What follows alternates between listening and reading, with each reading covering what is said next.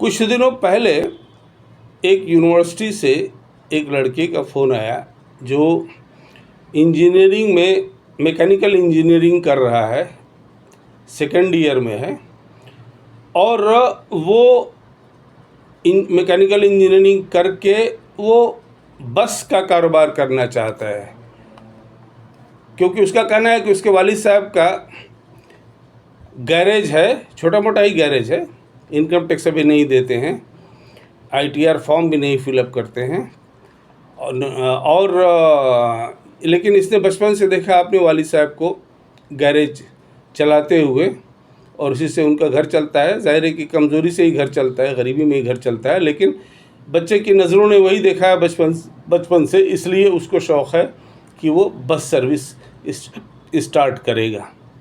Now idea जितना भी अच्छा हो, नेक हो, और बचपन का उस पर जितनी उस पर छाप लगी हो, लेकिन ये आइडिया ठीक नहीं है। ये सबके लिए है, तमाम स्टूडेंट्स के लिए, कि पढ़ाई कर रहे हो इंजीनियरिंग का और काम करना चाहते हो गैरेज का। वालिद साहब अगर गैरेज चलाते हैं तो उनकी नकल में तुम उसी गैरेज को चलाते रहो, या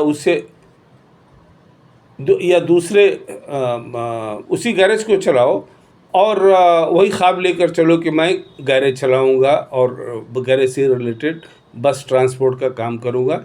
ये तुम्हारे पढ़ाई से मुख्तलिफ है।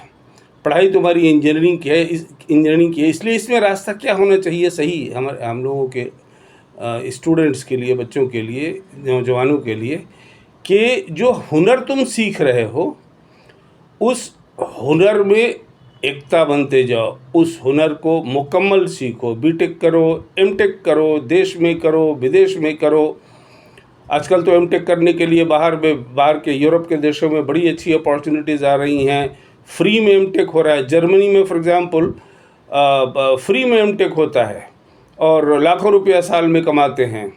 और यहाँ पर IIT में बीटेक करने के बाद यहाँ यूनिवर्सिटी में आप IIT में चले जाओ, वहाँ एमटेक करो, बहुत ही अच्छा है, बहुत अच्छा प्लेसमेंट होगा। लेकिन आप अगर तुम वालिद साहबी के कारोबार में जा रहे हो और उसमें जमा पूंजी कुछ नहीं है, जैसे वो कहने लगा कि मैं वोल्वो बस चलवाना चाहता हूँ एज ए टूरिस्ट बस, और उसका कोई ताल्लुक़ नहीं है। वोल्वो बस का मतलब हुआ 1 करोड़ रुपये। मैंने उससे पूछा कि इस 1 करोड़ रुपये को तुम कहाँ से ले आओगे? बोला वो बैंक दे देंगे। मैंने कहा बैंक देगा, 80% देगा, 20% यानी 20 लाख कहाँ से ले आओगा? बोला साहब वो तो नहीं है।